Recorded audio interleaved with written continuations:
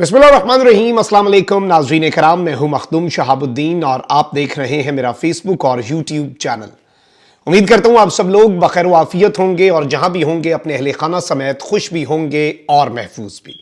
नाज़रीन कराम, ये वीडियो इंतहाई अहम होने वाली है। इस वीडियो में मैं बहुत से ऐसे हकाइक पर से पर्दा हटाने की कोशिश भी करूंगा जो शायद इससे पहले एड्रेस नहीं हुए, जिन पर इससे पहले बात नहीं हुई, और बहुत से ऐसे पहलू हैं जो अभी तक जवाब तलब हैं। बहुत से लोगों की बहुत सी परसेप्शंस हैं।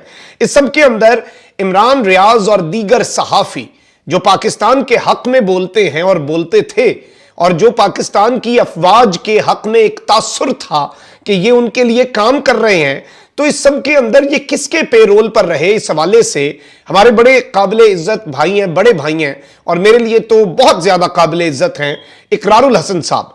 उन्होंने नाज़रीन कराम एक बहुत बड़ी बात कही है और इस सब के अंदर ये एक बड़ी टक्कर भी है, क्योंकि जनरल आसिफ गफूर जो हैं उनके ऊपर और एक पूरे नेक्सस के ऊपर जो कि एक मुबैना पूरा एक नेटवर्क जो है उसके हवाले से एक बहुत बड़ी बात कही है। अच्छा, जो 5th जनरेशन वॉर थी, इसमें किरदार जो भी रहे, जितने किरदार थे, उनके हवाले से मैं ये आपके सामने आज चंद हकाइक हैं उन पर से पर्दा हटाना चाहूंगा, क्योंकि ये एक ऐसी डिबेट है जिसे वंस एंड फॉर ऑल हमें सेटल कर देना चाहिए। एक अमूमी तासुर बनाया जाता है, एक परसेप्शन बनाया जाता है कि जितने मुहिब्बे वतन साफी हैं जो पाकिस्तान के इदारों के हक में, जो पाकिस्तान की अफवाज के हक में बोला करते थे और आज भी पाकिस्तान के हक में बोलते हैं, वो सारे के सारे एक दौर में जनरल आसिफ गफूर जो हैं उनकी पेरोल पे रहे। जनरल आसिफ गफूर ने 5th जनरेशन वॉर का जो एक नैरेटिव है वो बिल्ड किया और फिर उसके बाद सेल्स बनाए गए और ये पूरा सिलसिला। अच्छा, अब यहां पर इकरारुल हसन साहब जो हैं, वो जारी बात है कि उनकी एक अपनी ओपिनियन है और डिफरेंस ऑफ ओपिनियन जो है, इख्तलाफ राय जिसे आप कहते हैं, उस पर सबसे पहले तो हमें इत्तफाक करना चाहिए और उसे मैं ये समझता हूं कि डिफेंड करना चाहिए। वो बात है कि I do not agree with what you say but I will defend to death your right to say it. उनका राइट है वो कोई भी बात कहें, लेकिन जाहिर बात है कि उस हवाले से उसका जवाब देना भी हमारा राइट है। अच्छा, यहां पर मैं आपको पहले इकरार भाई जो हैं, हमारे बड़े भाई, उन्होंने जो बातें कही हैं वो आपके सामने रख देता हूं, फिर हम दीगर चीजों पर आते हैं। लिखते हैं कि आसिफ गफूर साहब के जमाने में 5th जनरेशन वॉर के नाम पर पीटीआई कारकुनान को शोबा ताल्लुकात आमा में भर्ती करने के साथ पीटीआई के हामियों को जाली अकाउंट्स बनाने और चलाने के करोड़ों रुपए के ठेके दिए गए। यानी करोड़ों रुपए के ठेके आसिफ गफूर साहब, जो कि इस वक्त हाजिर सर्विस जर्नैल हैं पाकिस्तान की अफवाज के, लेफ्टिनेंट जनरल हैं, कोर कमांडर क्वेटा हैं, और इससे पहले जब वो मेजर जनरल थे तो जारी बात है, सबको पता है, वो DGISPR रहे। तो उनके जमाने में 5th जनरेशन वॉर के नाम पर पीटीआई के कारकुनान को पाक फौज के शोबा ताल्लुकात आमा में भर्ती किया गया और उन्हें करोड़ों के ठेके दिए गए। इन दोनों में से किसी पर भी तनकीद होती तो ये जत्थे तनकीद करने वाले पर टूट पड़ते थे। 14 अगस्त को मीनारे पाकिस्तान वाक़े पर भी ऐसा ही हुआ।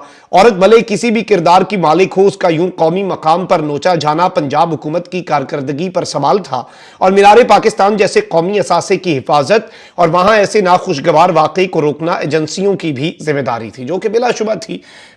लेकिन 5th जनरेशन के वॉर जो है उसके नाम पर इकट्ठे इन झूठे सच्चे अकाउंट्स ने पंजाब हुकूमत और इदारे की जिम्मेदारी का बोझ हमारे कंधों पर डाल दिया। लड़की की नाजेबा वीडियोज और हमारे जज्बाती बयानात ने जलती पर तेल का काम किया और सादा लौह लोग भूल गए कि इस वाक़े को रोकने की जिम्मेदारी पंजाब हुकूमत की थी। हम आज जिन सहाफियों की मुमकिना गिरफ्तारी के खिलाफ ट्वीट करते हैं, उन सहाफियों ने हमारी गिरफ्तारी के लिए ट्रेंड चलाए, लेकिन हम पर जो इल्जामात लगे आज 1.5 बरस गुजरने के बाद एक भी साबित नहीं हो सका। और अब FIA ने भी बता दिया है कि कौन से सहाफी वीना मलिक जैसे अकाउंट से गलाजतें उगलते रहे। बहरहाल नुक्ता यह था कि आसिफ गफूर साहब के भर्ती शुदा और पीटीआई के हामी सहाफियों को ठेके पर दिए गए अकाउंट्स वक्त पड़ने पर फौज के खिलाफ ही इस्तेमाल हुए, और इस वक्त कोई नहीं था जो सोशल मीडिया पर बाजवा साहब या फौज का दिफा करता। इसे कहते हैं मकाफाते अमल। अब इसमें जारी बात है कि इकरार भाई ने जो मीनारे पाकिस्तान वाला वाकया था, मैंने उसकी बड़ी भरपूर कवरेज की और उस कवरेज के अंदर भी मैं हमेशा ये बात करता था कि इस तरह की बात करना कि कार्रवाई हो, ये सब हो।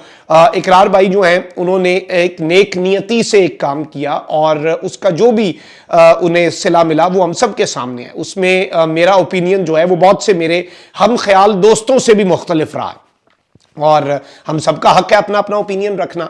लेकिन यहां पर एक बुनियादी जो इख्तलाफ है, क्योंकि मैं जो हूं बजाते खुद मुझ पर ये बहुत से जो इस वक्त सहाफ़ी हैं वो ये नैरेटिव बनाने की कोशिश करते हैं कि ISPR या फिर जनरल आसिफ गफूर और इवन जनरल बाबर जो हैं उनके साथ मेरी एक तस्वीर थी, उसे वायरल करके कि ये तो उनका बंदा है और ये तो उनके लिए काम करता है, ये तो उनका प्रोजेक्ट है और ये हो गया, वो हो गया, फलां हो गया, ढिमका हो गया।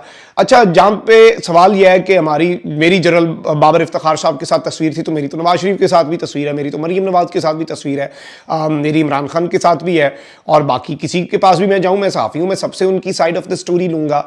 अच्छा, अब एक चीज बड़ी वाज़ेह है, मैं आपको यहां पर यह बता दूं, आप लोगों से मेरा सवाल है, आप लोग पाकिस्तान से मोहब्बत करने वाले अगर लोग हैं और अगर आप पाकिस्तान की अफवाज को सपोर्ट किया करते थे और उनके नैरेटिव को सपोर्ट किया करते थे, तो क्या आपको कोई पैसे मिले? क्या आपने कोई ट्रेंड्स चलाने के पैसे लिए?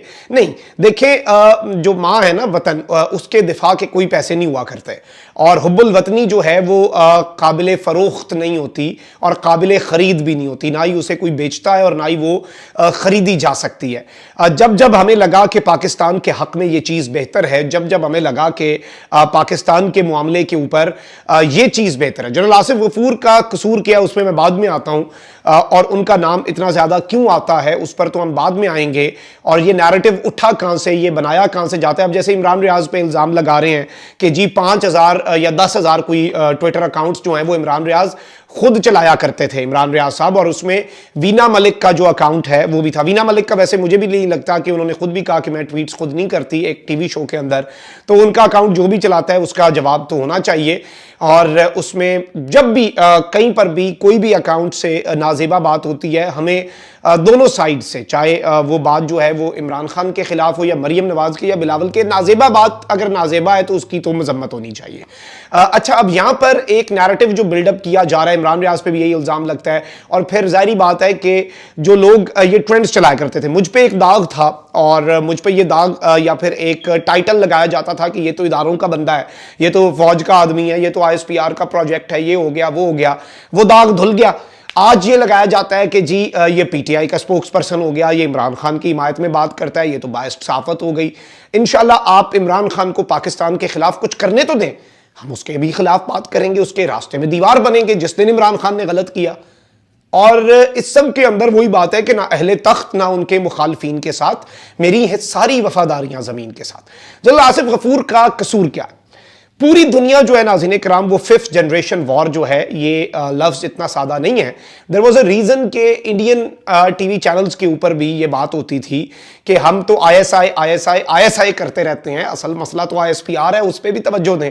जो ISPR ने तबाही फेरी हुई है इंडिया की या पाकिस्तान के दुश्मनों की, क्योंकि देखें जनरल आसिफ गफूर ने चेंजिंग ट्रेंड्स में, वो सोशल मीडिया का बूम था, उन्होंने सिर्फ एक काम किया, उन्होंने पाकिस्तान के नौजवान को ये आगाही दी कि आपने सही और गलत की तमीज करनी है और सही और गलत की तमीज जो है जब आपने कर ली, आपने उसे देखना है, आपने किसी प्रोपेगेंडे का शिकार नहीं होना। और वो नौजवान, सारे नौजवान जो पाकिस्तान से मोहब्बत करते थे, जिन्हें आप 5th जनरेशन वॉर का सहाफ़ी कहते थे, या अब आप उन्हें एक बड़ी डेरोगेटरी सी टर्म है, यूतिया आप कह देते हैं कि, और इस टर्म को इतना नॉर्मलाइज किया गया है कि मैं भी इसका आम इस्तेमाल कर रहा हूँ ना, तो ये कोई अच्छी टर्म तो नहीं है, लेकिन आप उन सब के ऊपर ये टाइटल भी लगा देते हैं। असल में ये हैं कौन? ये सारे जो लोग हैं जो इस वक्त सोशल मीडिया पर आपको नजर आ रहे हैं, जो गलत को गलत और सही को सही कह रहे हैं।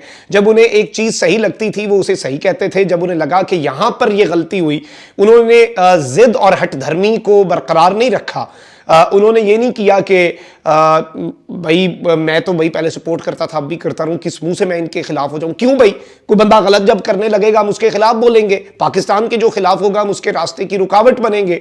तो ये चीजें जो हैं ये बड़ी इंपॉर्टेंट है। और जहां तक किसी भी सहाफ़ी की गिरफ्तारी या उस पर तशद्दुद जो है, किसी भी दौर में किसी भी ओपिनियन का वो हो, मैं तो उसके खिलाफ रहा हूं और हम सबको उसके खिलाफ रहना चाहिए। जो नहीं था खिलाफ, उसे माफी मांगनी चाहिए। और जहां जहां पर गलत थे, हर बंदा, कोई बंदा छोटा बड़ा नहीं हो जाता इस चीज से, बल्कि कद बड़ा होता है अगर आप अपनी गलतियों को तस्लीम करें। तो मैं ये समझता हूं कि ये जो एक नेक्सस बिल्डअप किया जाता है आसिफ गफूर के हवाले से, और अब ये एक नैरेटिव बनाया जा रहा है ना कि फौज के तो करोड़ों रुपए डूब गए, वही लोग जो हैं वो वापस इनके ऊपर चढ़ दौड़े, और वही लोग जो हैं वो वापस फौज जो है उसे they turn their back on the military establishment and they turn their back on the ISPR. या फिर एक परसेप्शन बनाने की कोशिश की जाती है कि you created monsters and now those monsters are against you. I think this is wrong at so many levels, क्योंकि there is no substantial proof. और खुदा की कसम, पाकिस्तान के हक में बात करना और पाकिस्तान के मफाद की बात करने का एक रुपया भी अगर कोई हम में से ले तो वो हराम है, और इसके ऊपर तो कोई ऐसी चीज़ नहीं है। और पाकिस्तान से मोहब्बत जो है वो बेची नहीं जा सकती, वो खरीदी नहीं जा सकती। और ये मैं पहले भी बात करता हूँ कि मैं पाकिस्तान जिंदाबाद का नारा लगाता था, मैं आज भी लगाता हूँ, मैं लगाता भी रहूँगा। और ये जो मैं नारा लगाता हूँ ना पाकिस्तान जिंदाबाद का, ये नारा कोई मुझसे छीन नहीं सकता। ये जो मेरा सॉफ्टवेयर है ना हुब्बुल वतनी का और पाकिस्तान को जिंदाबाद कहने का, ये सॉफ्टवेयर कोई अपडेट भी नहीं कर सकता।